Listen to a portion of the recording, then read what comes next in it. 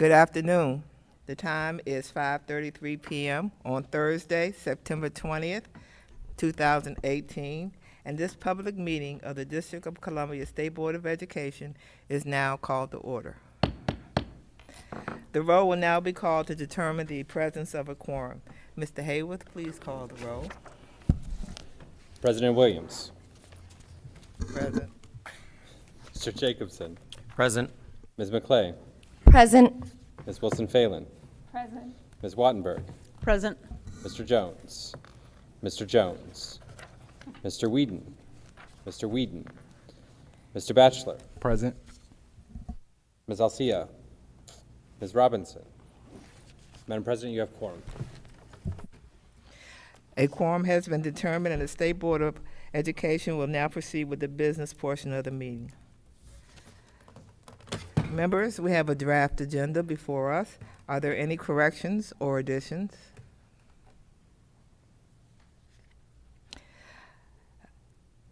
Seeing no changes, I would entertain a motion to approve the agenda. So moved. Second.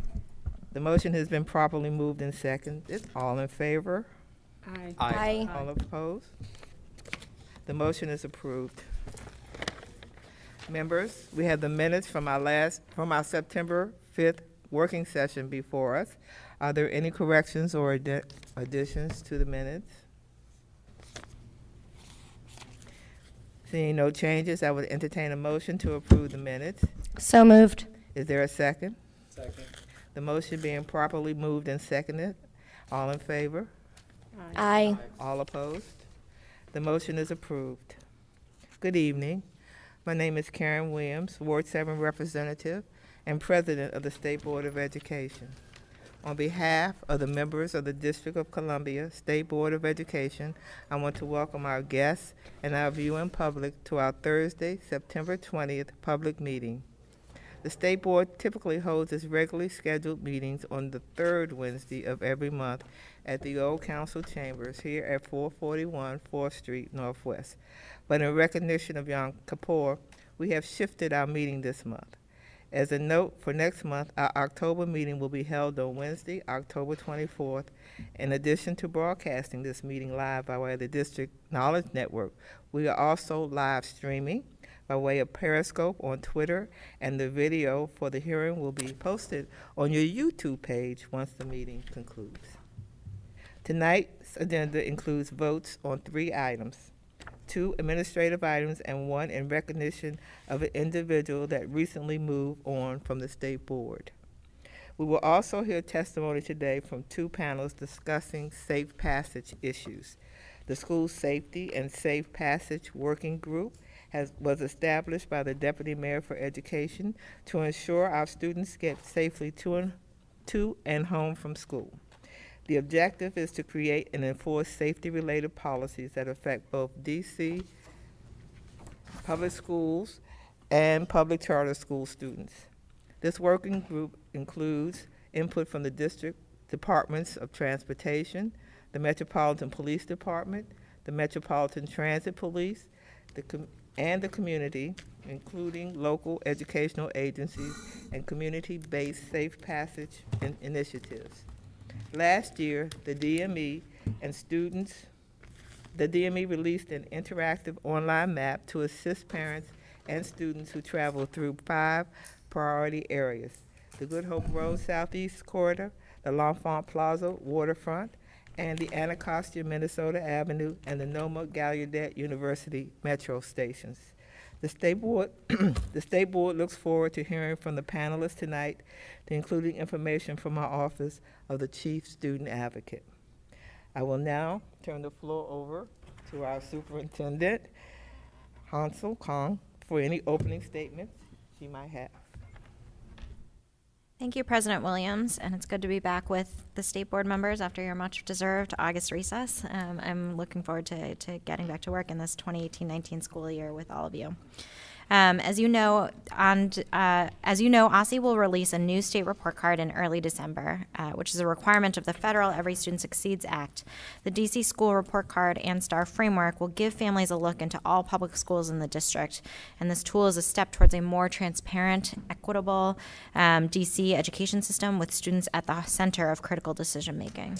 With the help of the State Board of Education and the ESSA task force that you have convened, OSSE has engaged with families and the community in the spring and summer, focusing on layout, navigation, and data visualization, and gathering input on terminology and definitions for the report card. Across all design engagement opportunities, OSSE and our community partners hosted a total of 33 in-person sessions across all 8 wards of the city and collected and analyzed responses from nearly 2,200 parents, families, and community members. In August, OSSE released a report on the second phase of report card engagement about report card development, including feedback received on layout, navigation, terminology and definitions, and word choice, as well as the use of the report cards. You may find that report on our website, and it was shared with the members of the State Board of Education ESSA task force.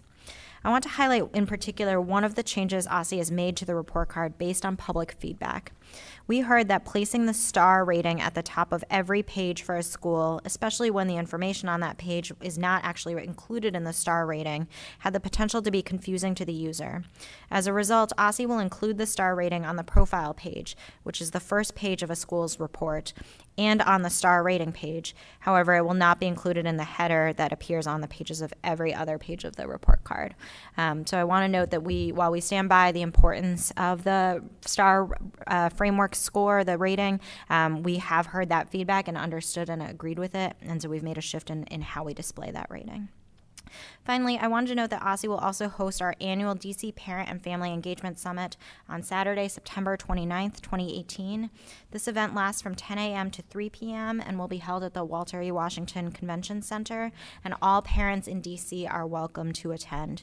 Our aim is for the information shared at the summit to engage, inform, and empower parents and families to support the education of their children. The summit will include sessions on helping families select childcare and pre-K options, attendance policies, understanding student park results, and special education rights.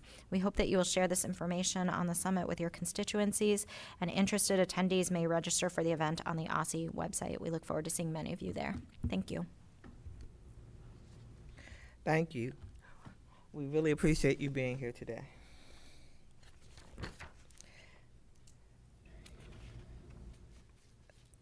The State Board welcomes public participation in activities under our authority.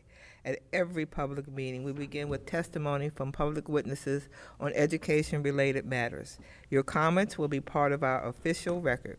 If you are a member of the public and would like to speak at a future public meeting, please contact our staff by email at sboe@dc.gov or by calling 202-741-0888. Tonight, we were supposed to have 9 public witnesses, but we have 8 public witnesses. We will group the witnesses into 2 panels. As I call your name, please come down to the table. Christopher Stewart, community member. Courtney Davis, founder of East of the River Book Festival. Ryan Tauriainen, community member. And Rhonda. And Rhonda Henderson, community member. Please come to the table.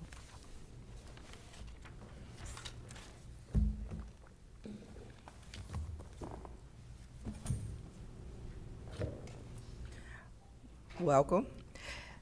In case you haven't done this before, you have 3 minutes to speak. Please note that you must use the microphone.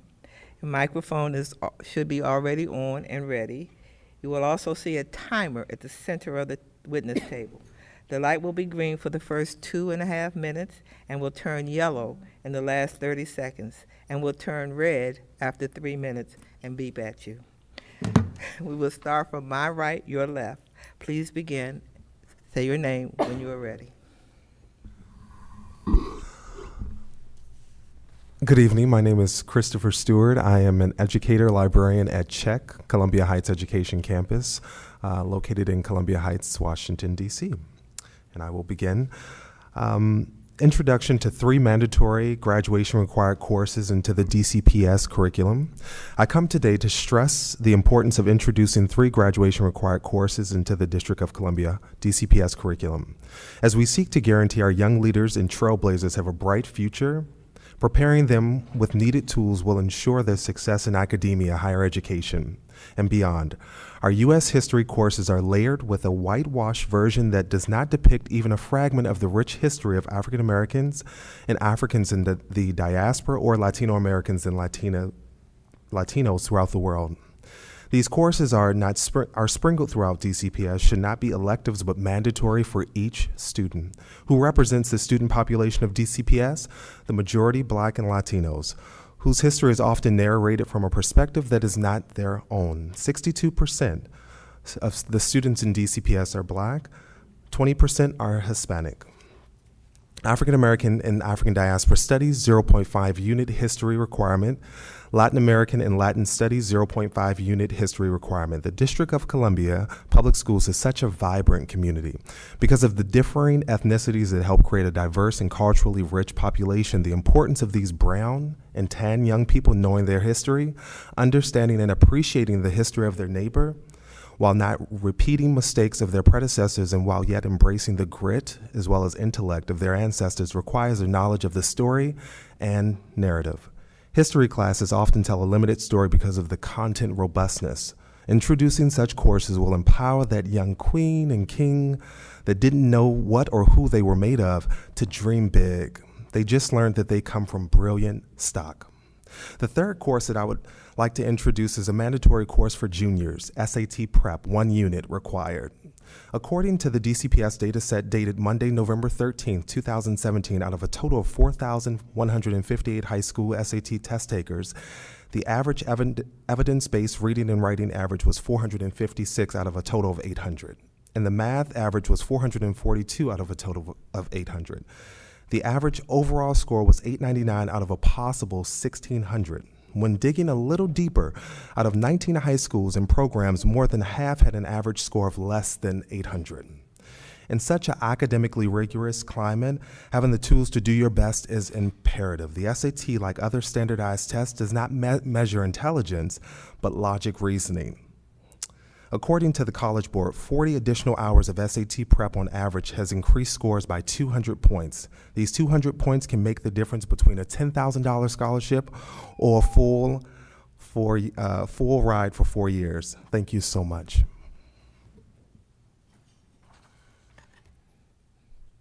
Thank you. Next.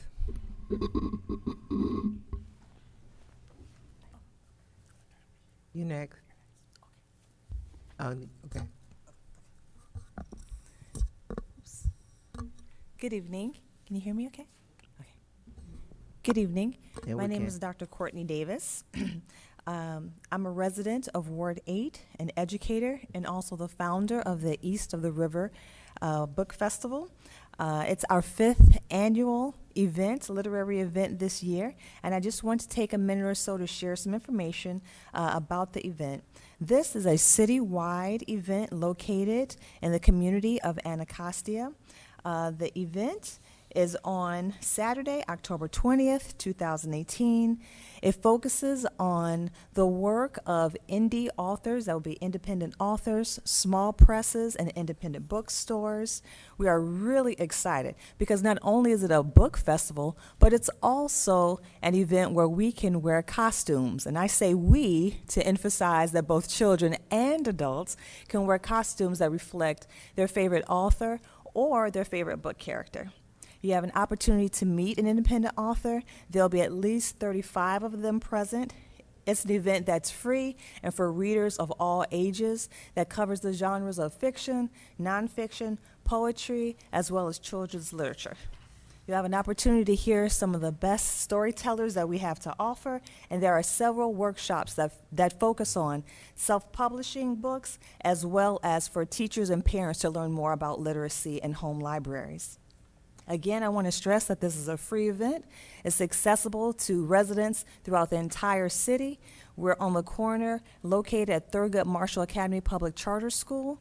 So we're just right there at the Anacostia Metro Station and right on the corner, accessible to people in wheelchairs, people who may want to walk to our event, who live in the community or live anywhere in the city can access this community. For additional information, you can contact www.eotrbookfest.com.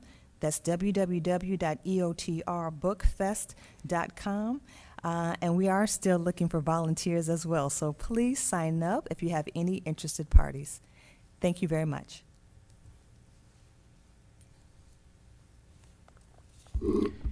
Good evening, everyone. My name is Ryan Tauriainen, and I am the Director of Early Childhood for Friendship Public Charter Schools. Before that, I was a principal for Apple Tree Early Learning. So I've spent the past 8 years being fully committed to early childhood education, and it's really important to me, and I know to this board, and I'm really excited that our superintendent is here as well to hear my remarks. Recently, I was tasked with creating a very strict policy that we would follow concerning potty training for 3-year-olds, which is kind of an unusual subject maybe to be brought up at this meeting. But for a lot of our teachers who teach preschool, it is something that they're dealing with every day, and maybe much to their surprise. When I was the principal of my school, it was everyone's responsibility to help our students who were not fully potty trained, and I even myself would roll up my sleeves in my suit to help a student who had an accident in a pull-up diaper.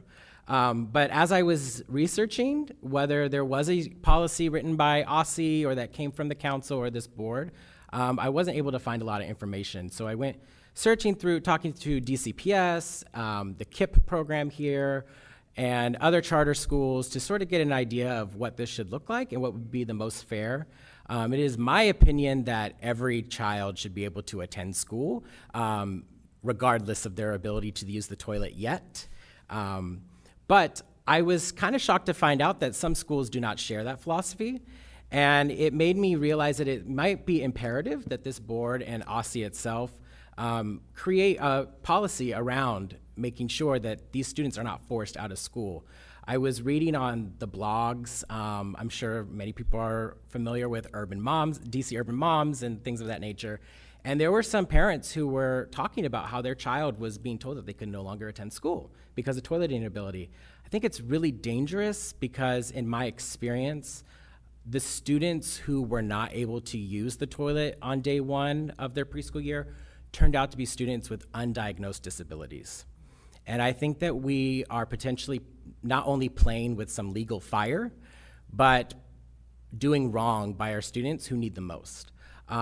I wasn't able to find a lot of information on OSSI's website. I even made some calls, talked to people who were in charge of early childhood policy, did not necessarily get my emails or calls returned, unfortunately.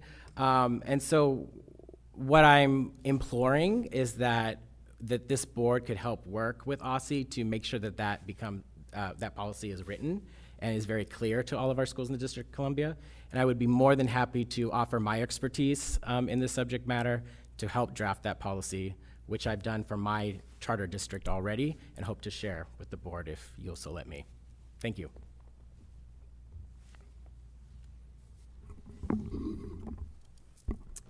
Good evening, the State Board of Education and community members. My name is Rhonda Henderson. I am a resident of Manor Park and a longtime advocate for quality public education in the District of Columbia. I am here today to suggest a bold vision for safe passage to quality schools that expands our current thinking about who is responsible and what equitable safe passage can look like for children and families in the District of Columbia. Safe passage to school is a very personal issue to me.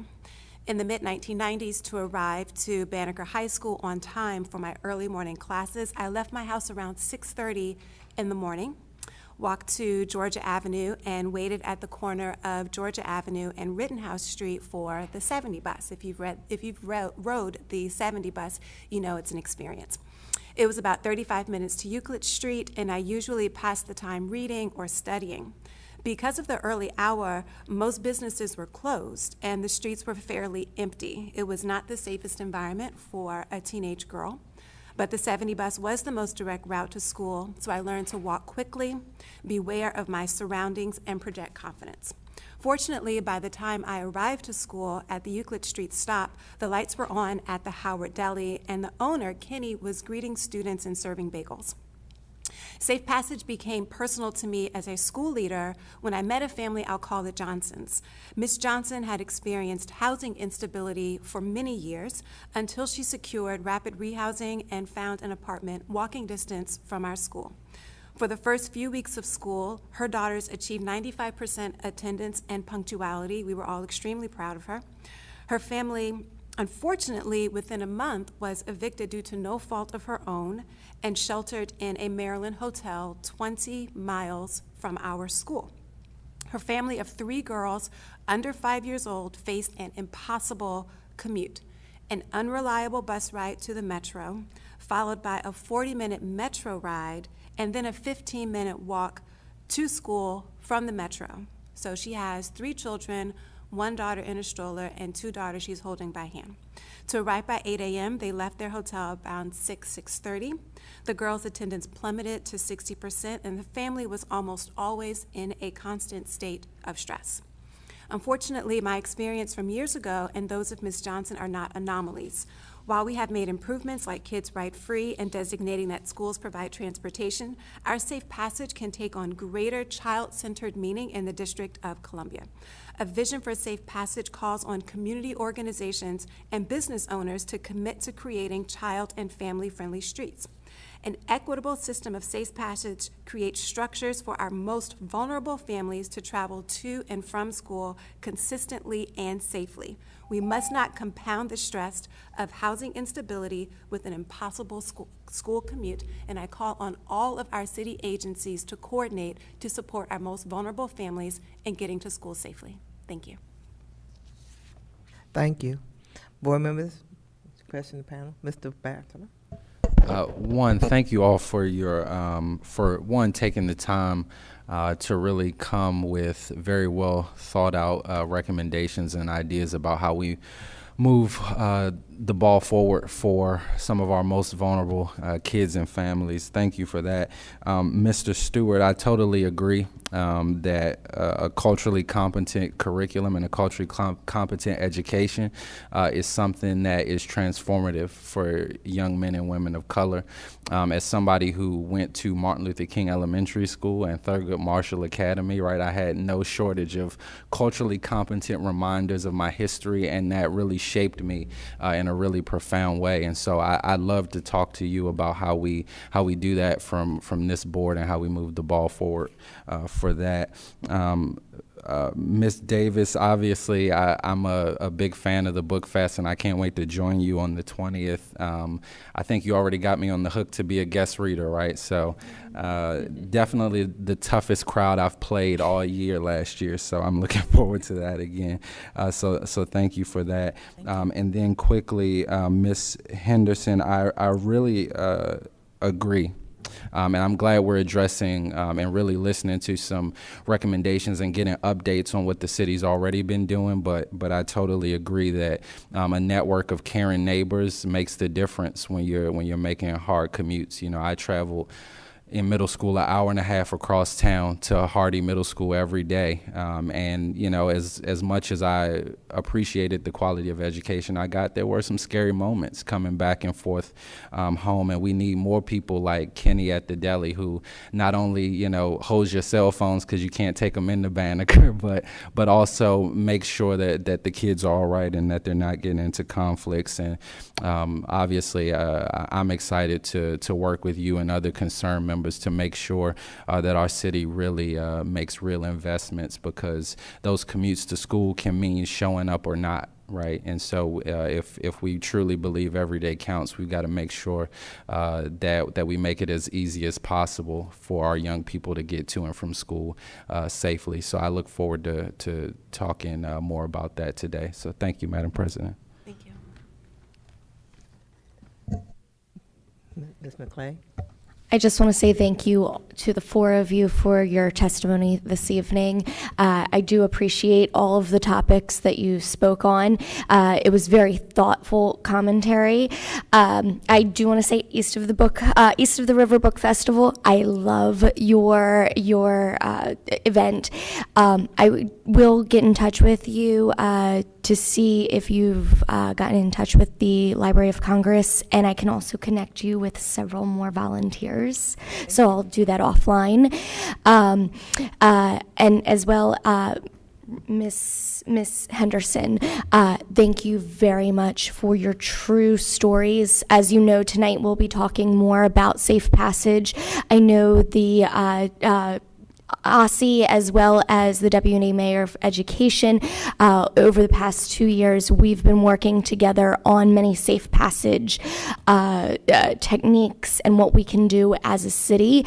I just love to hear these true stories, because that's really what is going to make the true changes, especially when we've already seen school shootings on the way from, what is it, 3 now?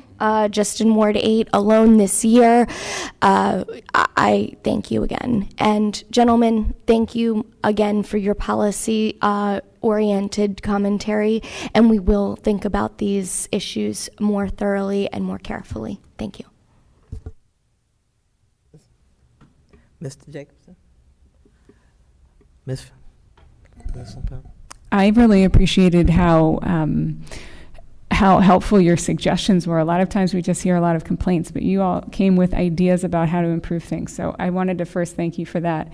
I had a question for Mr. Stewart. What would you cut from the current graduation requirements to make space for the ones you recommended? So I think the offering more flexibility maybe with the electives. So we want students to be able to select courses that they want to take that can prepare them for college and beyond, vocational school. But I believe that, from my experience, I've been at Czech since October of last year, and I've been with DC government for some time. But so many of the students desire to have courses that speak to them. Czech is very unique in the sense that it has over 60% Latino students and over 30% African American students. So that's not common in the district, and so they want to hear this history that speaks to them. So I think looking at the electives to possibly, or to DC history, to kind of morph that into something that could really speak to the history of DC as far as even culturally and ethnically, to add more to that possibly. Thank you. And I would just add to my colleague from Ward 8, it's equally important, maybe not equally, it's very important for white kids to hear the history also of people of color in this city. I think, no, not just in this city, but across our country and beyond. I think our lack of empathy leads to a lot of policy errors, and I wish I had a much better understanding of history before I became an adult, and especially with so much rich opportunity to dig in and learn if you really want to with our Smithsonians here. I just wanted to say that's important for every kid, but I agree there's a special importance for you to see your own history reflected in what's being taught by a system.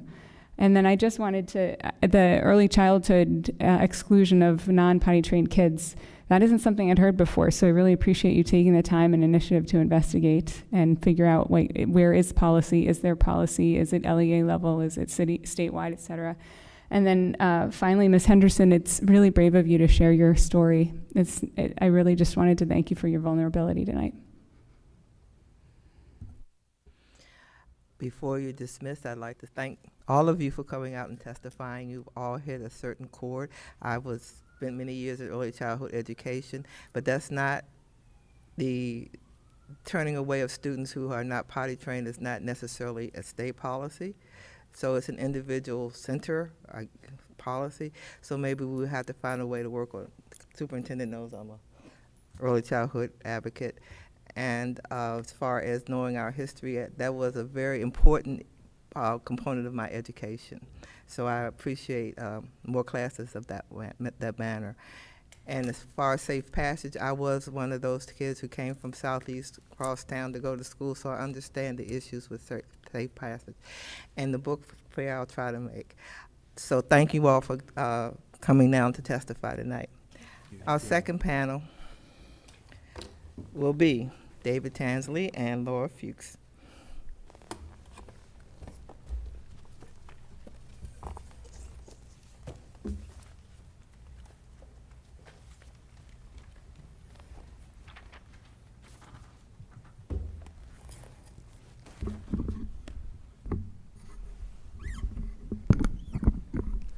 I think you all have been here enough that I don't have to give you the rules. All right. You going to start, David? Okay, sure. So, as many of you have heard, Maryland recently announced that it will stop using the PARCC test. It is the third state in the past year to make such an announcement. I'm here tonight to provide some context for this changing state test landscape and to make suggestions for the assessment strategy we need to develop for the district. If done right, I believe our approach to assessment could be a model for the nation. PARCC now only has future commitments from 3 states in the district. That is down from 23 in the district when the coalition was formed. As a note, only 1 state, New Mexico, and the district use an unmodified PARCC test. The other 2 remaining states, Massachusetts and Louisiana, have created hybrid tests. The 3 most recent states to announce they are leaving the PARCC consortium, Maryland, Illinois, and New Jersey, have all committed to replacing PARCC with a less time-consuming adaptive test that can provide stakeholders, namely parents and teachers, with more immediate information that can quickly be put to instructional use. We need to move in this direction. PARCC was created when accountability was the exclusive purpose of state tests. This focus made our reporting school-based rather than student-based. That made PARCC and our implementation of it rigid, time-consuming, and of little instructional value. After hours and hours of testing and weeks-long disruptions to instruction, the reports we get are of yesteryear's data generalized to the point of being of no instructional value to those who need the data the most, teachers. Even if we request PARCC data for our students, all we get is a number, 1 through 5, that we could probably have estimated with 90% accuracy without the test. This is the result of our having an undefined, or at least imbalanced, assessment strategy. As we develop one, instructional value must be primary. The test must be shorter, adaptive, longitudinal, and the reports must be teacher and parent-facing. They must be tools for learning and capacity building. If designed and implemented right, we could gain the knowledge necessary to answer the questions that remain after more than a decade of mandatory tests and reform-focused instructional intervention. How does one best help a student who is behind catch up? Which elementary standards best predict high or low performance in high school? How consistent is the instructional foci among LEAs, and what effect does that have on transitions between them? The answers to these would help inform our interventions and policies. For example, we would know when to offer summer school as a supplement for elementary and middle school students who haven't mastered the standards with the highest predictive value for future success. This does not mean accountability will be given the short shift. In fact, we would be better able to determine whether each of our students was in a school with a great capacity for instruction and learning. With longitudinal data, we could follow students through their experience with DC schools and determine where each was achieving the greatest growth. But we would be able to escape the many errors we made using such a blunt instrument as the PARCC. I recommend that the State Board of Education identify what commitments DC has already made to using the PARCC in future years. We should advocate suspending any future commitments until we have assessed the new state test landscape thoroughly. The SBOE should also establish an assessment strategy task force to survey this landscape, engage stakeholders in determining the priorities for a district assessment strategy, and then make recommendations on the direction the district should head so we're given the right assessments, we're not over-testing, and parents, teachers, and schools have access to actionable student-level data. Given that the PARCC's assessment days seem to be numbered, this matter has become pressing. If we wait too long, we will find ourselves falling into another haphazard assessment strategy driven by the need for compliance rather than for innovation and inspiration in instruction. Thank you for your time. I'm happy to elaborate on any of these points. All right. I do apologize for my students not being here. They stood me up before I left the school. So I submit their testimony for the record, but I have my own. All right. So what is the purpose of standardized testing? In this city, what we have is the stated intent and the reality. The stated intent of testing is to help us identify students who are struggling, both on an individual and systemic level, and then help them in their schools improve. The reality is that teachers, administrators, and schools are being punished for the scores on these tests, and that little to nothing is being done to help them that is specifically related to the PARCC data. While some of this is inherent to standardized testing, it does not have to be so. One of the reasons that many states moved towards PARCC consortium was so that states could compare results over an even larger systemic scale between the states, making sure that all of us were holding ourselves to high standards. With almost every single state dropping out of PARCC and or modifying it, that purpose no longer stands. We must therefore evaluate whether PARCC is helping us achieve our goals. My short answer, it isn't. PARCC does not provide teachers with benchmarks and progress reports throughout the year, so teachers have to estimate. Teachers also do not get detailed reports on incoming students that can help plan instruction. Others can speak to the quality of the exam itself, though not that many, since legally we're not supposed to even look at the questions, but there are enough scandals based on leaked questions to make me greatly concerned. DC needs to take back control over our students' testing and data. We need to prioritize tests that give clear benchmarks throughout the year where students can demonstrate growth over time and teachers can use that information to drive instruction. When it comes to scoring the tests, we should look to International Baccalaureate and Advanced Placement programs where teachers are used to score the exams. This can help the teachers norm their grading and better teach the material in the future. While teachers should not be privy to the exact test questions and prompts of the test, the idea that it is a state secret or one can go to jail for even reading a question is outrageous. The incentives to cheat need to be removed, not more harshly punished. This gets back to the use of tests. Whether we continue on with PARCC or not, we need to reduce the pressure that schools and teachers face when it comes to the test score. The fact is that too much of our schools' administrators and teachers' evaluations come from PARCC scores. In DCPS, a teacher in a PARCC-tested subject will have 35% of their evaluation based on a highly secretive individual value-added number that is based on the PARCC score. In the ESSA plan, 30 to 70% of a school's rating is based directly on PARCC scores. Historically, schools have been closed, entire administrations and cohorts of teachers have been fired, and neighborhood public schools have been taken over by charters in failed turnaround models based on standardized test scores. This makes many schools, administrators, and teachers hyper-focused on tested subjects to the detriment of all else. This drives the joy of learning, it reduces crucial subject matter to merely reading for literacy, and greatly limits critical thinking and problem-solving skills of the real world. We need better data. We need tests that meet the needs of our students, parents, teachers, and schools in real time. We need systems in this city that treat data as a diagnostic, not as a hammer. We need to remove the vested money interests who consult and sell us test prep books and software licenses and sit around and analyze data on the public dime that tells us nothing that we don't already know.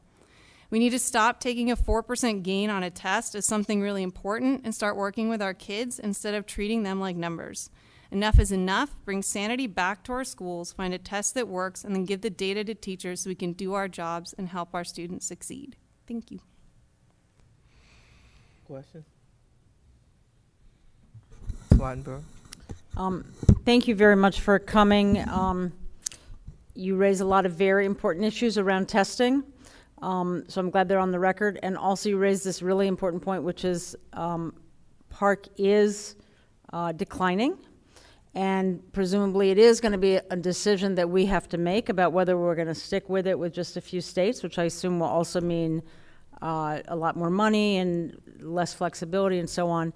And a number of states are beginning to do different things. There's this testing pilot with some very interesting things going on. So what I will do is ask our chair to please invite someone from OSSI to come give a presentation to us about the plans for the future in sort of the very near future, because the time is now. So thank you very much. Thus asked. Thank you. On July 4th, in July, our Ward 4 representative, Dr. Lannette Woodruff, resigned her seat on the state board because of her exodus from the District of Columbia. During her time on the state board, Dr. Woodruff led a number of initiatives focused on bringing equity to the education system. I know I will miss her leadership and her consistent commitment to collaboration.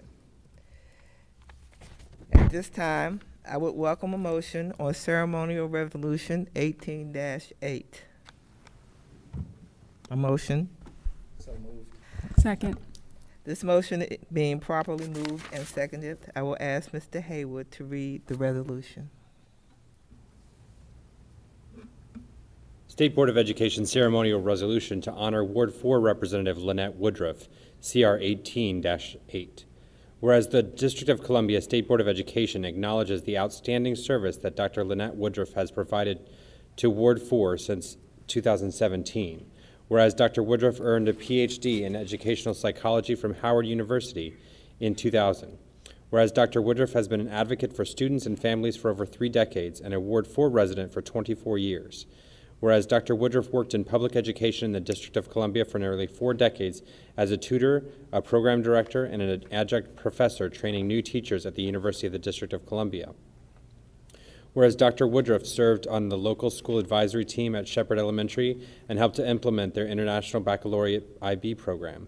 Whereas Dr. Woodruff oversaw a volunteer tutoring program for Banneker High School students at E.L. Haynes Middle School and served as the out-of-school time coordinator for Watkins Elementary on Capitol Hill.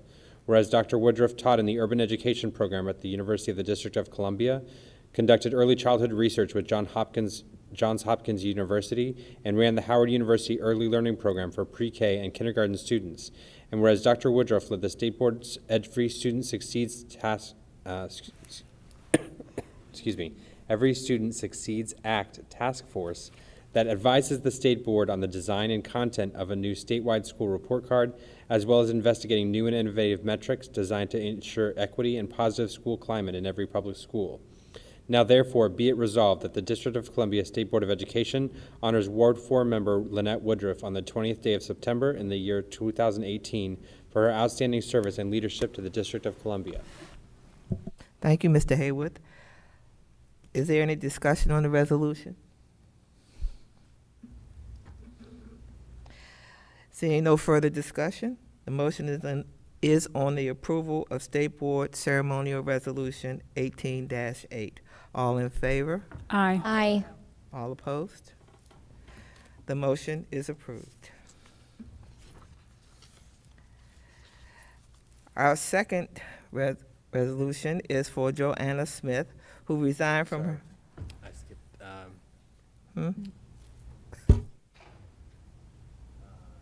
That's not on the agenda. No, that's right. The script is correct. It's a different thing. Okay. Our Ombudsman, Joanna Smith, resigned from her position as Ombudsman in August of 2018. In order to ensure the continuity of the Ombudsman office, it is important for the State Board to appoint an interim Ombudsman until a permanent replacement is designated. As such, I am bringing forward a resolution appointing Faith Gibson Hubbard, our current Chief Student Advocate, as interim Ombudsman for a period of no more than 6 months. At this time, I would welcome a motion on State Board Resolution 18-7. So moved. Second. Second. The motion being properly moved and seconded, I will ask Mr. Haywood to read the resolution into the record. State Board of Education resolution to appoint an interim ombudsman for public education, SR 18-7. Whereas the DC State Board of Education has authority over the appointment of the Ombudsman for Public Education under the Ombudsman for Public Education Establishment Act of 2007, effective June 12, 2007. Whereas Section 602C of the Act notes that the State Board must appoint a new Ombudsman to fill the remainder of a vacant term within 75 days of the occurrence of the vacancy, and whereas the position of Ombudsman for Public Education became vacant on August 13, 2018, now therefore be it resolved that the State Board of Education appoints Faith Gibson Hubbard to the position of Interim Ombudsman for Public Education for a period of no more than 6 months, and be it further resolved that the State Board of Education directs the Executive Director to begin the hiring process for a permanent Ombudsman for Public Education that will include public input into the qualities needed to ensure the Office of the Ombudsman for Public Education continues to serve as a neutral resource for current and prospective public school students and their parents or guardians in the resolution of complaints and concerns regarding public education in a way that furthers students' best interests.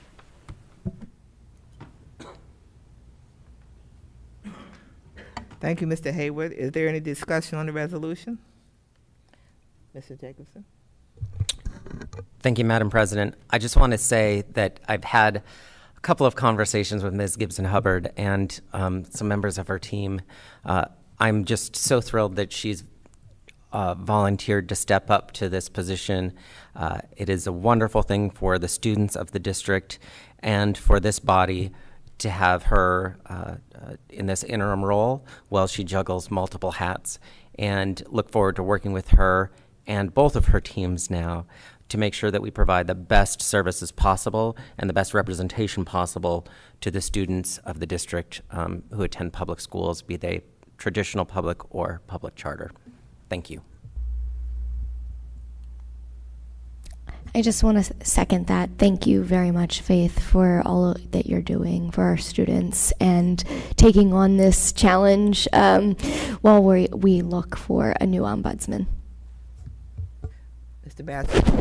Thank you, Madam President. I'll just say very quickly to Ms. Smith, I think we were lucky and our families were lucky to have her serve in this position. She was not only a dynamic leader for that office, but obviously a dedicated community member and a very dedicated, concerned, and involved parent. And I think we're just as lucky to still have a dedicated community member and concerned parent and dynamic leader take on this position, at least in the interim. So I want to thank Ms. Smith for her service, and obviously Ms. Gibson-Hubbard for wearing both hats for at least for the next 6 months. And we know it's a big job supporting our families, but we know it's critically important. So thank you for your service and for the work you and your team do. Yeah, my understanding is we're subsequently going to do a resolution about Joyanna's work at the next meeting when she can be here. Is that correct? Okay, so I'm not going to say a lot about that other than I did think she was wonderful, and I'm very sorry to see her leave, but I'm thrilled that Faith is stepping into this position. And I do want to say we had a wonderful, wonderful event around special education that she helped organize, and I just want to say likewise to all the nice things that have been said. Thanks. I would personally like to say thank you for all that you do and for I don't know how you have 2 young children and 2 jobs, and I don't envy your day. Seeing no further discussion on the motion is on approval of State Board Resolution 18-7. All in favor? Aye. All opposed? The motion is approved.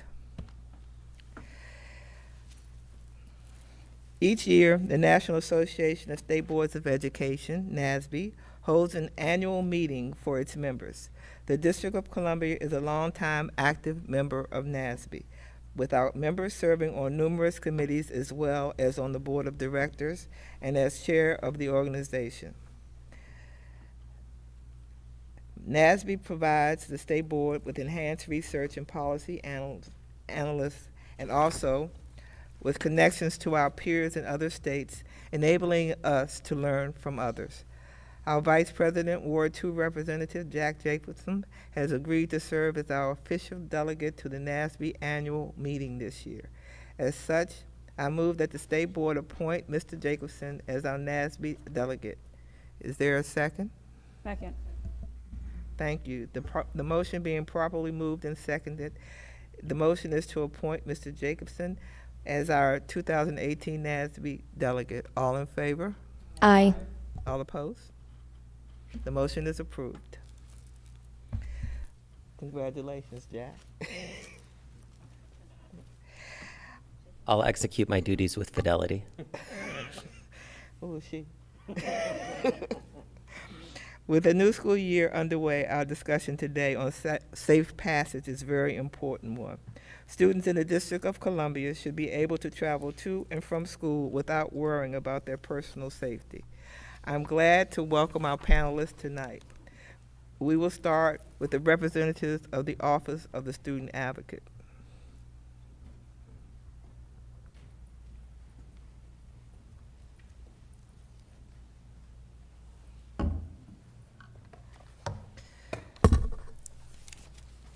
Please introduce yourself and begin when you're ready. Are you starting or Dan? So thank you so much for this opportunity to share. And then you have to excuse me, I'm trying to get over of a cold, so I have my water and a lozenge simultaneously. So hopefully I won't be coughing excessively. But thank you so much for this opportunity to share the work that we've been doing, not only just for our office, the Office of the Student Advocate, but also in partnership with many other government agencies as well as community-focused groups. So you already know quite a bit. And I'm sorry I didn't introduce myself. My name is Faith Gibson Hubbard. I am the Chief Student Advocate, and also, as you just heard, I was appointed as the Interim Ombudsman for Public Education. But this report is specific to the work of the Office of the Student Advocate. So as many of you are already familiar with our office, we do support families in navigating the challenges of public education in the District of Columbia. And there are many, and safe passage happens to be a very large challenge for families, not only in their time to and from school, but also while they are in school. And so what we try to offer here is how we work to define not only safe passage, but the larger issue really is around student safety. And how we define student safety for our office and in the ways that we also think about safe passage is that we look at student safety and also lump together issues of student environment, student well-being, safe passage, supervision, and facilities management. And the definition that we offer here around safe passage refers to students' journey to school, their movement within school, and how they navigate their way home from school. So student zone of safety really goes beyond just the footprint of the school itself. On the next slide, it's just a breakdown of the numbers of issues of safe passage and student safety that we've seen over our last 3 school years. And we're getting ready to report out on our most recent school year. And although these numbers might seem low, many times there often can be a co-occurrence of events. So you can see in our first, I'm sorry, can you go back, Dan? In our first year, while we only, because we started rather late in the year, but when we only had 135 calls to our request for assistance line, 34 of those had to do with issues of student safety or safe passage, and so on for the years to follow. On the next slide, we show just how big of the slice of the calls are that we receive around issues of student safety. So while you can see all the different areas, student discipline, special education, truancy, communications and engagement, and special education, student safety actually accounts for 22% of all of the requests for assistance that we've received in our office since it was established in May of 2015, which is quite a large slice of the calls that we do receive. While you might see it as a 22%, we do have primary and secondary topics that families can offer to us. And while this accounts for the primary topics that families tell us when they initially call, the issue they're calling about is around student safety, there's sometimes a co-occurrence with other issues, such as enrollment or student discipline. We've also worked to break down just what sector we're seeing the calls from. So most of them come from DCPS students because that is our largest LEA, but 23% of them also come from public charter schools. So just taking a closer look at the types of things that people call the line about. The first incident is an incident of violence where a guardian shared that her student was jumped by students from another school during dismissal. And that's actually a common thing that we hear.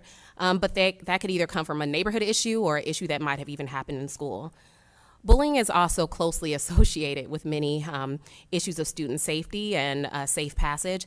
And a parent also called and shared that their student had been placed at another school after a safety transfer and is now experiencing bullying at their new bus stop due to a lack of staff presence. Criminalized conduct. A parent had shared that their student was robbed at gunpoint by another student. And although they were granted a safety transfer, the student was placed at a school that wasn't really appropriate for their needs. And then lastly, what we list here, and I think it was a common theme for Ms. Henderson, is around transportation. Our students travel quite far to and from school every day, but many of our students have the ability to at least travel to and from school. When you talk about the little kids, especially around like pre-K3, pre-K4, they're very dependent on their parents, and we don't put the same investments there, at least not yet. And often if a parent is having a challenge, then a child can't get to school because I wouldn't put my 4-year-old on a bus alone, and neither would anyone else. So I'm now going to hand off to my staff person, Dan Davis, to finish the presentation. So in 2015, So in 2015, our office joined the DME's effort to kind of step up to safe passage, and we joined the Committee of Safety. And one of the things that we kind of noticed in that committee, in that safety committee, was that there was a lack of school level leadership. There were definitely LEA leadership and senior level leadership that was at the table and bringing voice.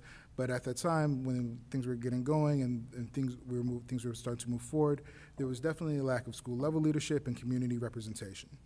And so in that vein, we began our own Safe Passage working group, which worked on a parallel track that was very much focused on bringing community voice and community participation in school level leadership into the process. So in late school year 2015-16, the Safe Passage Community and Collaboration Work Group began, as similar members from the DME's group on the safety committee was there. There was also representatives from Office of Public Family Engagement at DCPS, the Mayor's Office Community Relations and Service, DC Public Charter School Board, the Office of Human Rights, non-governmental agencies such as PAVES, the folks from Richard Wright Man the Block Initiative, the Collaborative Solutions for Community, and DPR, as well as Office of Health and Wellness.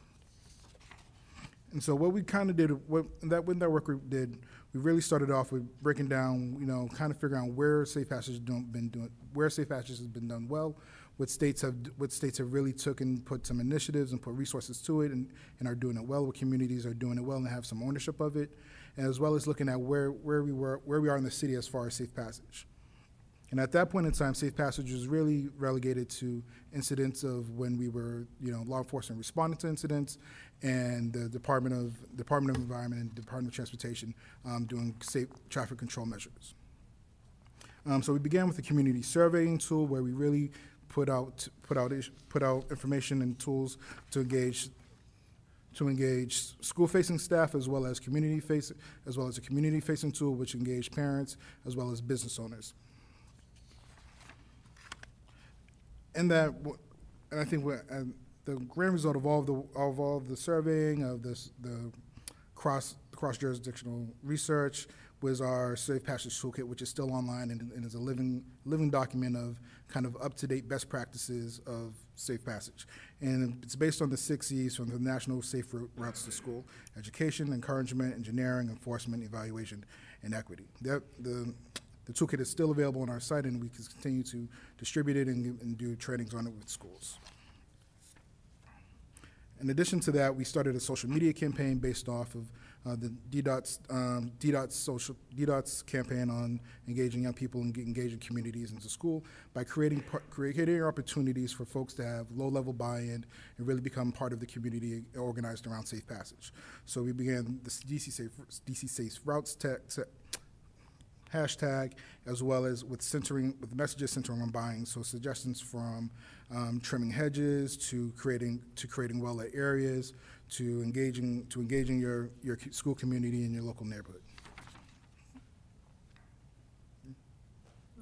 Okay.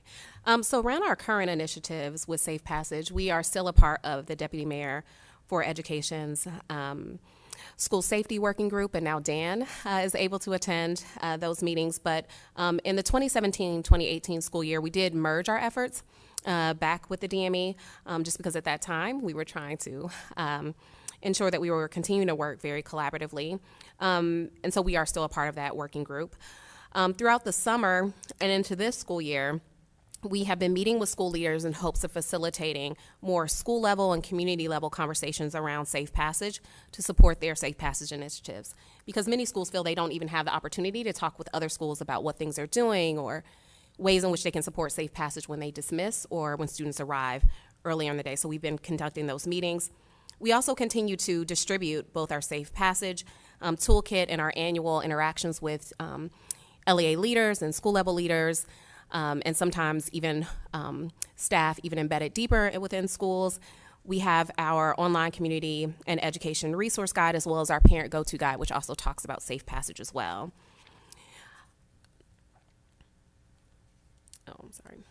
So just as we wrap up, just the things that we still believe need to be done. We do think that there needs to be a greater level of conversation at the school level and at the community level. A lot of the work that we're still doing isn't quite that granular, and schools and communities are still looking for support as to how they can support safe passage initiatives and what's really their role.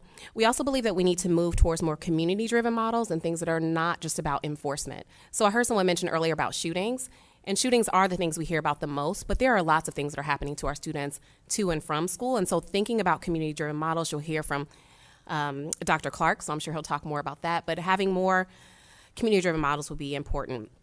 Broadening our safe passage efforts, we cannot just solely focus on metro stops or bus stops. We have to really think beyond that in other spaces where students are and how we can educate them, their families, and the community. And then lastly, I would say around policy and legislation development. So we've listed here, as a result, this could be at the school level, at the community level, and also at the LEA level, but there's also work that can be done within DC Public Library or the Parks and Rec. The DME continues to do work and probably push out policy that way, but also the DC Council. Perhaps there is more we can think about there, or even throughout this body. And so with that, that's all that we have since we're a minute over. But if you have any questions, we welcome them. Any questions? So thank you very much for that overview. I know we've worked over the past 2 years and been working with the community. As board members, how can we best support your efforts on safe passage? Obviously, we are out in the community and we are working with a lot of community partners. Is there anything that we can say or anything that we as board members can do to help you and help support your efforts? Yeah, I think the sharing of the resources that we've developed that can be of use, or even as you're hearing from school leaders or communities that are also dealing with issues of safe passage, where they may bring it up and not say, they're not going to say safe passage because that's the word we use. They could say a lot of different things, but as they are saying that, really trying to direct them to the places where the work is already being done. I know Shalon Jones will also speak from the DME, or those different places, which can also try to provide support. I think really it's also continuing to encourage us as people who work within the government or within other policy spaces to really go to the community and see what supports they need around creating certain initiatives. I strongly believe in more community-driven models around creating safer environments for our students and for our communities. So I think continuing to encourage and be a part of conversations there and share resource sharing. Great, thank you. Quick question. Thank you for this overview. In terms of your work with community-based organizations, what type of support were they providing? Was it solely like volunteers on safe passage routes? Was it engagement with school communities and families? What kind of support did the community-based orgs that you've worked with or that your partners have worked with, what type of support were they able to give? I think initially it was really around hearing what's really going on in the community and also being able to distribute this survey that we did at the time around kind of where trouble areas were. I would say that's probably it at that point, and also information distribution, especially when we initially put out the Safe Passage Toolkit. But now I would say what kind of role they need to be playing is being a part of these broader conversations that we're having around safe passage. Because while there is a lot of work being done, a lot of the work is still at a higher level and not down at the more community level where it needs to be done. Because many schools, as I stated previously, don't even know what's happening right down the street from them, and they are looking for people to facilitate conversations. And those community groups would be ideal places, such as Far Southeast, the collaboratives, as we had one collaborative as a part of our working group, that would be the appropriate places, I think, to spark conversation, because sometimes they don't want to come down to 441 or the Wilson building, but being able to host those community conversations would be important. And just one more, in terms of, so I think obviously as the Ward 8 representative, there's been a lot of instances where incidents happen, students are at risk, students are harmed, and there's this large but temporary outpouring of community support, right? We're gonna go out to the school the day after the shooting happened or the day after the fight happened and make sure that we're out on the safe passage route. but then, you know, that enthusiasm, that drive to really do that wears off, and then we kind of see a cycle of these incidents happening again. In terms of community commitment to manning safe passage routes or just creating safe passages for our students, through your conversations with schools, with community-based orgs, with those affected, have you gotten an idea of what type of resources they feel like they need to really create a sustained effort behind safe passage for students? I think a lot of times people just don't really know what are the low-hanging fruit things they could be doing in order to support those initiatives.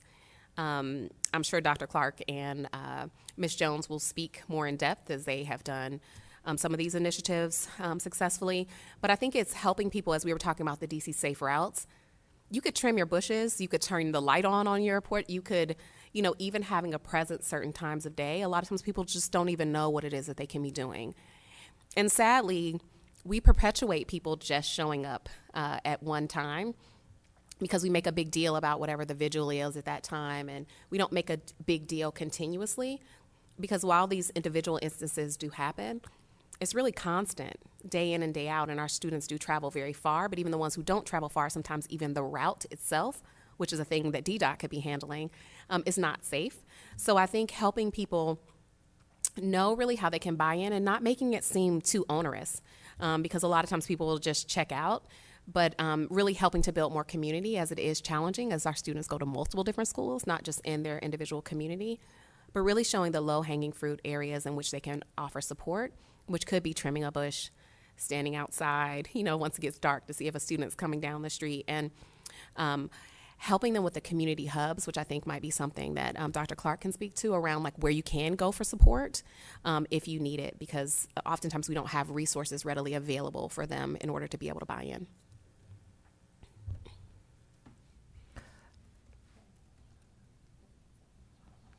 All right. Really quickly, you talked about the survey. Obviously there are certain routes that we are all aware of. Were there any surprises that came to you? Anything that you weren't aware of that you want to talk about? As far as anything that kind of that was more shocking to the system, I don't think there was anything that kind of stood out, but one of the things messages that we did receive over and over was the need for parents kind of managing pick up and drop off. I think there are some parts of the city that are clusters of schools, and so there's arrival time and drop off time at the same time. And unfortunately, you know, our city is very much car driven in all parts of the city, and there seems to be a lot of traffic with that, also creating a lot of safety issues with that. Great, thank you. Thank you. Yeah, thank you for this time to share.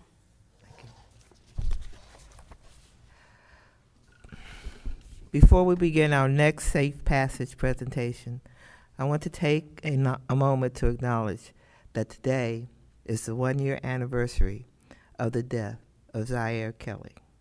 Zaire was a senior at Thurgood Marshall Public Academy, charter school in Ward 8, and a devoted student, athlete, and a friend to so many. He is 16 years old. Just take one moment of silence for his memory.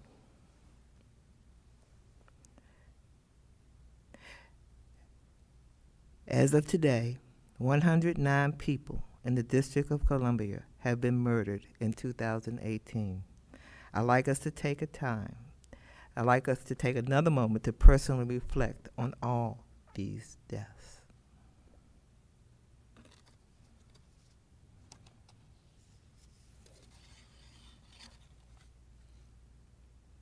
Thank you.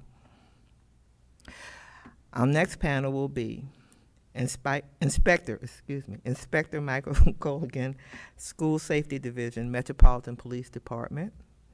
Marco Clark, CEO of Richard Wright Public Charter School. Ceylon Jones, Program Analyst, Office of the Deputy Mayor of Education. And Lauren Renford, student at Thurgood Marshall Academy Public Charter School. Unfortunately, Lauren is not with us tonight.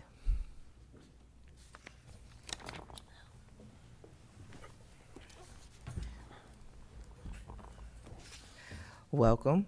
And thank you for being here, and thank you for sitting through the first part of our meeting. We will begin with your left, my right. And you will each have 5 minutes for your testimony. Will you state your name and begin? Yes, my name is Commander Mike Culligan from Metropolitan Police Department, School Safety Division. The School Safety Division deploys the school resource officers on a daily basis. Our deployment strategy is to secondary schools for public charter schools and DCPS. As far as safe passage goes, on a daily basis, particularly during dismissal, we deploy the SROs on safe passage routes. We deploy the SROs where the students congregate and on their travel to public transportation, be it the metro stations, bus stops, or whatever the students from those schools will connect with their ride home. Our deployment is fluid. There are areas that we concentrate on, but the dynamics will change, so we'll adjust our deployment accordingly. The SROs are out there to engage the officers. We work daily with Metro Transit Police, DCPS, charter schools, the DPR rovers, to come up with strategies. We talk about events that have occurred previously or throughout the school day that may impact safe passage going forward. We have a coordination call that we have on a daily basis with all of our partners, so we can talk about incidents that may spill over from the school onto the safe passage routes, or something that occurred in the neighborhoods that might spill over not only to the schools but at dismissal time. We coordinate with Ms. Jones through the Safe Passage Working Group. Dr. Clark we've worked with before on the Man the Block. So we work with all of our partners, we share information, and we deploy the SROs the best we can on these routes to get the kids home as safe as possible. Thank you. Dr. Marco Clark.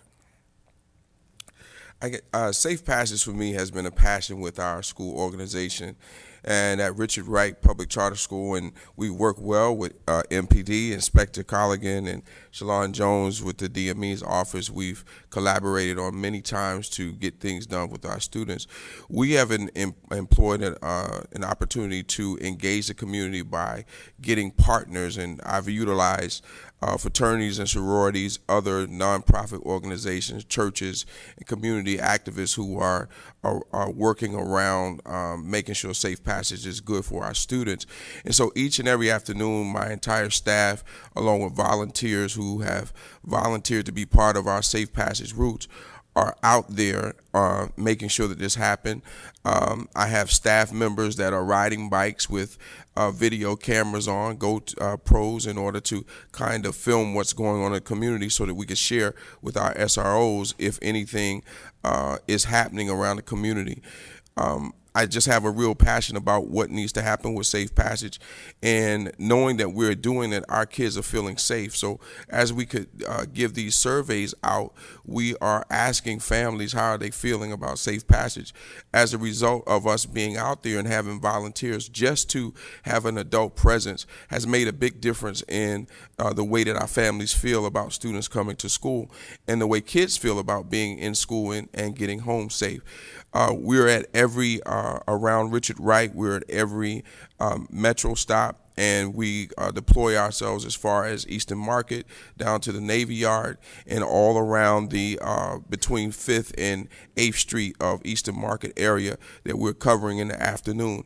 We're all stretched thin at this table, and I think it's so important that we continue to engage school leaders and let them understand that MPD is doing a great job of supporting us, but they should be a support mechanism, not the entire force that's necessary. And so it is important for us to engage the community, ask for volunteers, and have a serious conversation about why we need adults out there rooting and being very positive for kids, because they can't do it all. And it's important to get school leaders involved because we know the kids and we're able to engage in an interactive conversation that the MPD can't do. And so in working with the DME's office, I think continuing to push and hoping that some policies can come out of that we can put in place to support. We need the State Board of Education, in my opinion, to also look at, and this is Dr. Clark on the record, is that I believe that there should be some no loitering laws around school proximities where kids cannot hang out. And I know there's a law where you can't arrest anybody for being in a place, but I think that we need to, as a city, revisit the school areas around putting something in place to keep people from crossing over, as kids go all over the city, to kind of stop some of these cliques from being and hanging in places that will start and cause issues with safe passage as we move forward. I think also we need the state board to petition the fact too, there's a lot of construction going on, which is pushing kids walking in the middle of the street. That's a part of safe passage that's very important. Around our area on the 8th Street corridor, as they work, or CSX works there, they are constantly changing lanes and where kids can walk, and they're having a very difficult time being safe as they try to cross the street with all of the metro buses and circulators coming through. That is very, very important work that I think that this board could help push along to make sure that that happens. Thank you. Hi, good evening. My name is Shalon Jones, and I'm Program Analyst for the Office for the Deputy Mayor for Education, and I lead our office's work for the School Safety and Safe Passage Working Group. And as been discussed by my fellow panel and the previous panel, it's critically important for a lot of collaboration to occur in order for safe passage to be successful. And along with that, for everyday counts, making sure every student is going to school every day, one of the barriers of students going to school is if they feel safe getting to school and being able to get home from school. So what we're doing from the DME's office is focusing on making sure that schools are talking to each other within areas that we know need additional support. And as was previously mentioned, there are some schools that previously had not communicated with each other unless there was like a serious event. So what we're trying to do is make sure that there's open lines of communication so we can hopefully prevent any sort of incidences of violence from occurring, because we're in constant communication. So for us, the way we're defining safe passage is just ensuring that our students can travel to school safely every day, and that could be with whatever method that they're using to travel, whether that's through public transportation, walking to school, or being dropped off by parents as well. So what we did initially was establish the School Safety and Safe Passage Working Group, which is a collection of district agencies, including MPD. We also do have LEA leaders like Dr. Clark and representatives from the Man the Block program. We do also have school leaders that are part of the working group, as well as DDOT and any district agency that touches either safety or education, to make sure we have the right people at the table to come up with solutions collaboratively that we all can assist with for students every day. We have ongoing coordination meetings for the working group, but then also with our safe passage areas. We currently have 6 safe passage areas, and that expanded from 5 in March of this year. We added the Congress Heights area due to ongoing concerns with safety. So we're working in those smaller groups with school leaders from all of the schools that are in that safe passage area, representatives from MPD, Metro Transit Police, DDOT, and any other agency that makes sense to be a part of that discussion based on that specific area's needs, in order to hear directly from school leaders about any challenges they're having in reference to school safety, and then also be able to speak to some of their students to see what concerns do they have as they're traveling to and from school, to come up with specific tailored solutions for each area. Because as you all know, the concerns that schools in NOMA would have are not the same as schools that are in and around the Anacostia Metro Station. So making sure we're not doing one approach for all schools, but really listening to what schools need. In addition to that, we've hosted several safe passage campaigns where we ask government agencies to participate and actually be that increased adult presence in those areas, similar to the approach of Man the Block, where they're actually out there. Most recently, we were there on the first week of the DCPS school year, the first Monday and the first Friday. We were at 10 locations, including the 6 safe passage areas. We adopted 4 additional ones that have a high volume of students traveling through those areas each day, just to welcome students back to school, but then also informally assess if there's any concerns in those areas that we should be aware of that we could address at the beginning of the year. In addition to that, we're always using information that we receive either anecdotally from MPD or data reports that Metro Transit Police collects about any sort of arrest records or anything along those lines, so that way we can identify if there's any areas that we're not currently supporting that we should add. And we continue to use that data, and that's how we were able to add the Congress Heights area as well. Okay. Thank you so much, and I'm open to any questions. Board member, Ms. MacLeay. Thank you all for being here this evening, and thank you again for coming here to speak about what you're seeing and some of the solutions that you think we can focus on in safe passage.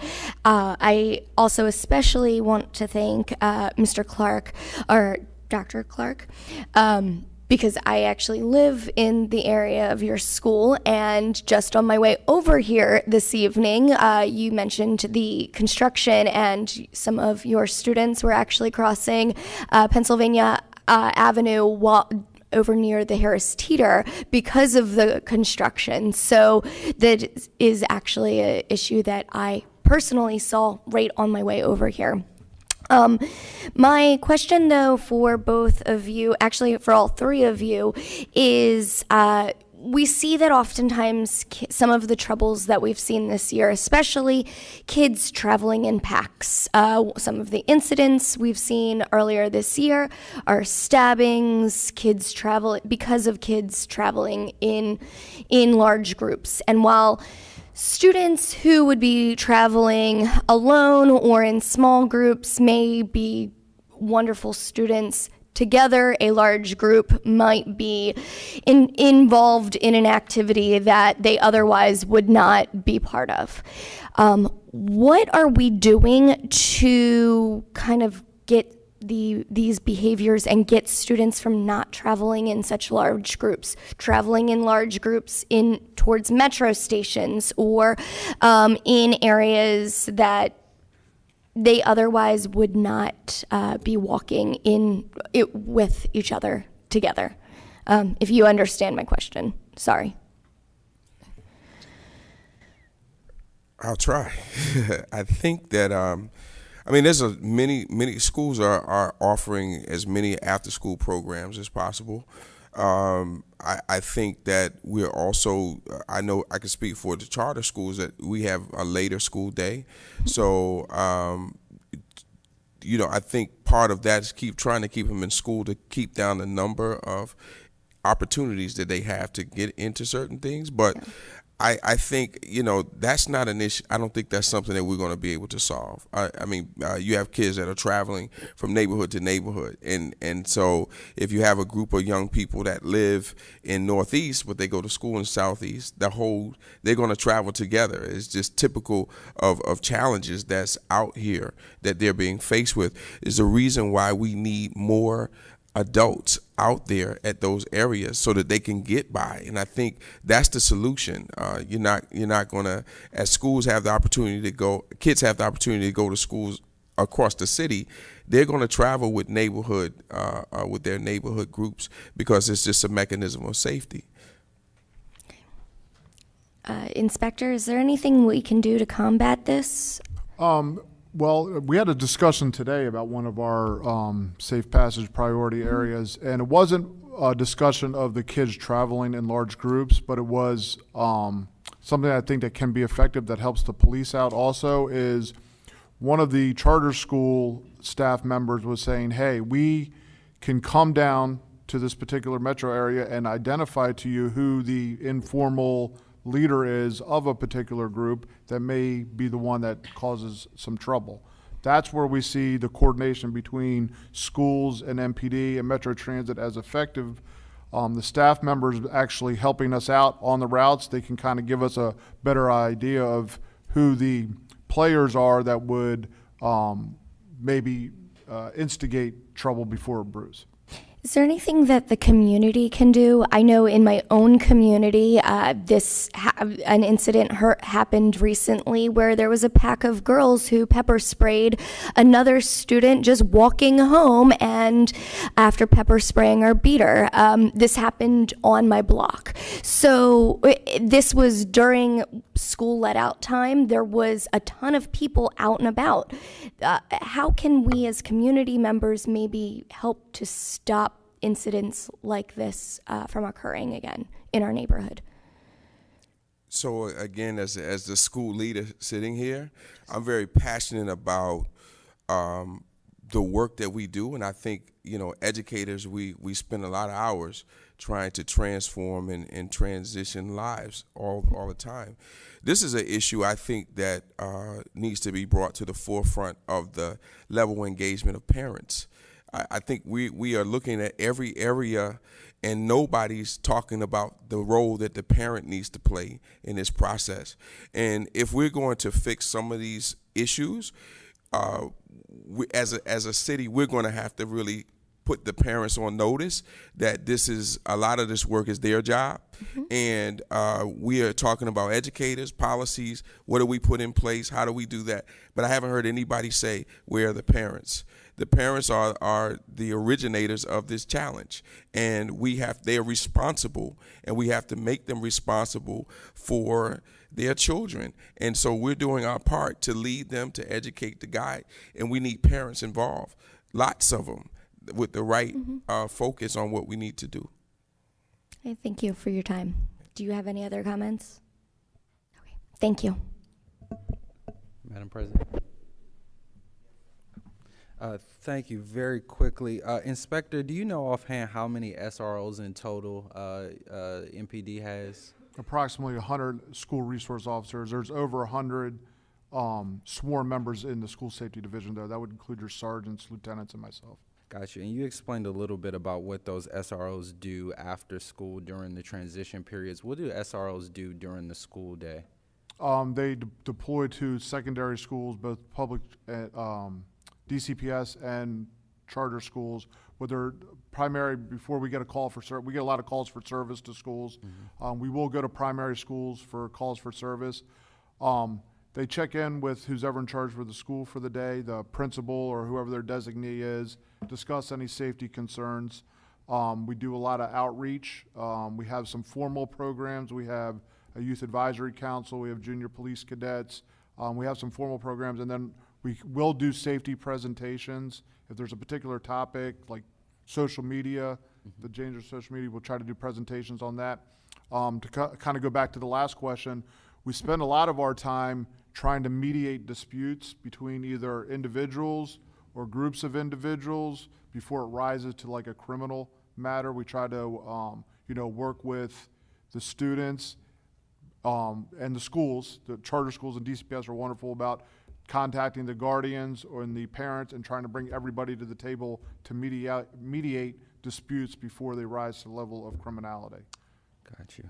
Just a kind of an idea of what they do. Absolutely. No, thank you. And in terms of, it was mentioned earlier that Zaire Kelly was killed a year ago today, 300 feet from his front door on his way home from a college prep program.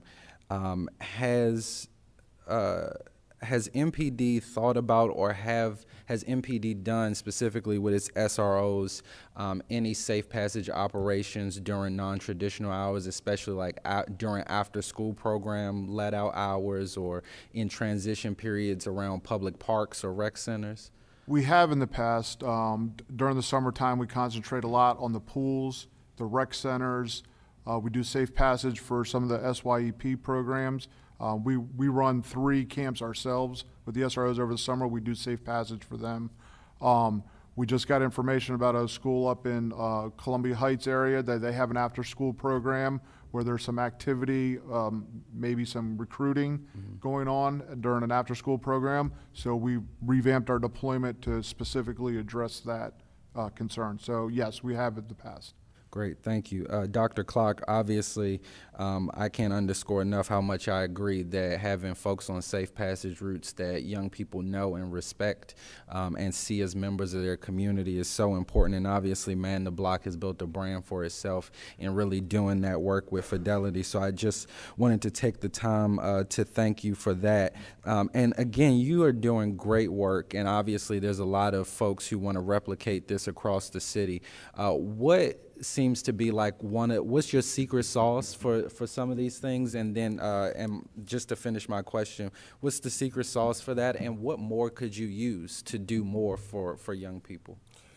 I guess it's like what Shalon stated, Ms. Jones, that we just need to continue to have more conversation with other school leaders around what's effective and more training about how they can actually beef up their volunteer list. And also, if each school shares their volunteers with schools in their community, then we will have a larger force that's going to work. And that's what has worked for me, that I've connected with the schools in the community and talked about sharing our volunteers to work at certain times in different places. Absolutely. Thank you.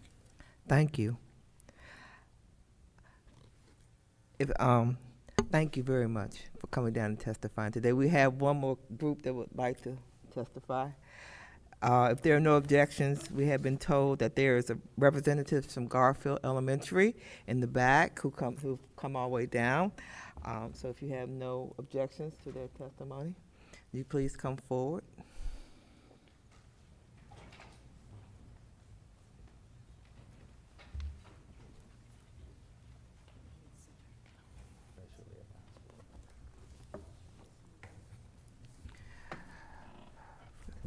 First, I'd like to thank you for taking the time from coming down from my neighbor's ward.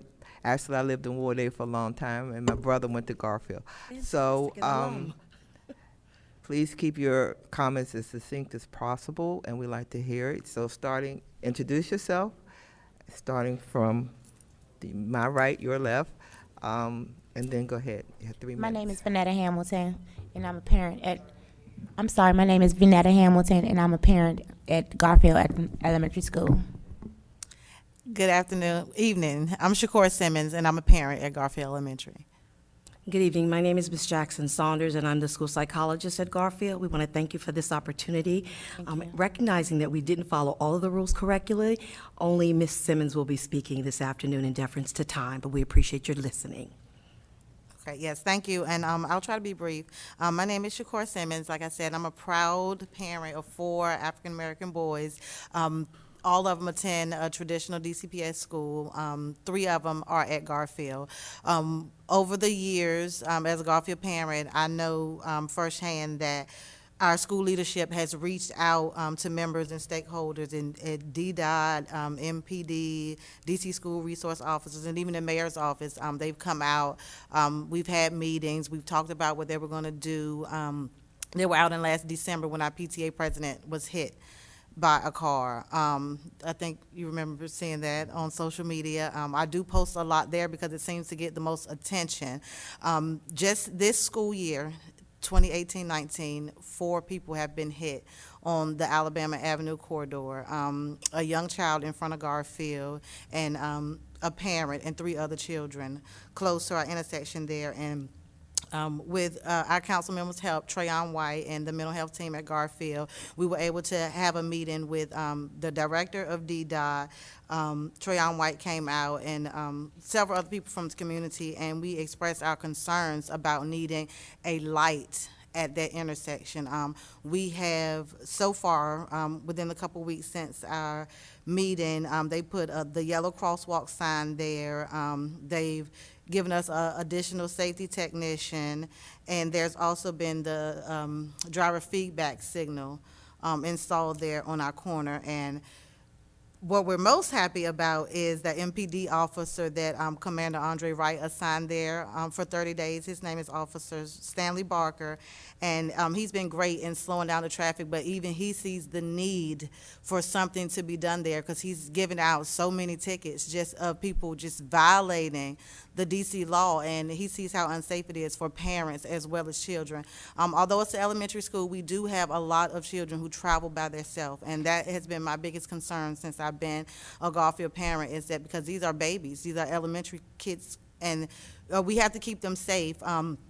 Me and Ms. Hamilton and other parents, we have been standing out there for about maybe 30 days, every morning and evening with a sign that says, drive like your kids live here. It's a big red sign, and it's getting the attention of people and slowing the traffic down. What we feel like needs to happen is greater communication between DDOT safety technicians in our schools. If they're not going to be there, we don't know until they don't show up.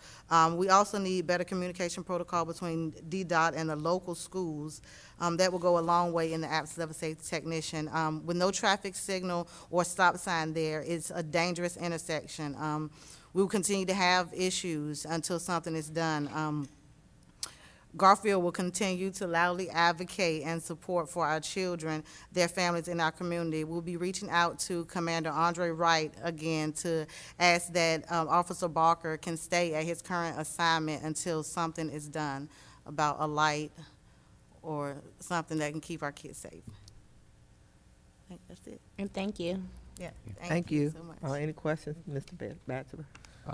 Just very quickly, I want to thank all of you for coming down. Obviously, I'm familiar with the issue at Garfield and was encouraged that the flashing signal is there, but I agree that there needs to be a light there. There's a long stretch of Alabama Avenue there without a light, and the fact that your school is only a block from the 7th District Police Station and we still have all of these issues is a real concern. And so obviously you have my commitment to continue working with you. Obviously, Dr. Jackson Saunders, obviously we work together very closely. So, I think it's very important. We've talked about safe passage all evening, but I think you really put the point on it that it's, not just about, the things we typically think about, but about traffic safety as well. And we really have a long way to go in making sure that our students who oftentimes walk quite a distance to a bus stop or a metro station can cross safely, and that's an issue at many of the schools in our community. So thank you for your advocacy and for coming down across the river to testify this evening, and obviously you have my commitment to work with you. Thank you. Thank you. Thank you for having us. Any other questions, comments? Thank you so much for coming Thank down. you. Thank you. Y'all have a great day on purpose. Before we close tonight, I'd like to offer members the opportunity to highlight events related to the state board's work in their wards. Okay. Thank you. With no further business before the state board, I would like to entertain a motion to adjourn. So moved. Is there a second? All in favor? Aye. The ayes have it, and this public meeting of the District of Columbia State Board of Education is adjourned at 7:10. Thank everyone for coming out.